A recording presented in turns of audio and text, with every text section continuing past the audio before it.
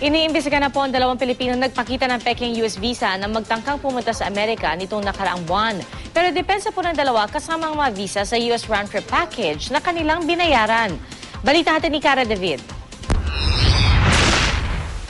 Dahil sa mga visang ito na kanilang ipinakita, iniimbestigahan na ngayon ng NBI ang dalawang Pilipino na nagtangkang pumunta ng Amerika nitong Nobyembre. Ang mga ito kasi natuklasang peke dahil sa kakulangan ng security features na makikita raw sa bagong Lincoln Visa ng Amerika. The visa was poorly made. We've seen fake, counterfeit US visa, pero yung Lincoln Visa talagang mahirap gayahin.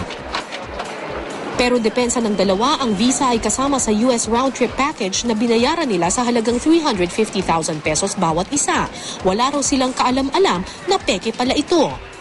Pero babala ng US Embassy, madalas na hindi tinatanggap ang ganitong rason sa mga US courts. Deportation agad ang kababagsakan ng may peking US visa dahil responsibilidad daw ng sino mang pupunta sa Amerika na matiyak na lehitimo ang dala niyang dokumento. Ito rin ang babala ng ating mga immigration at airport officials.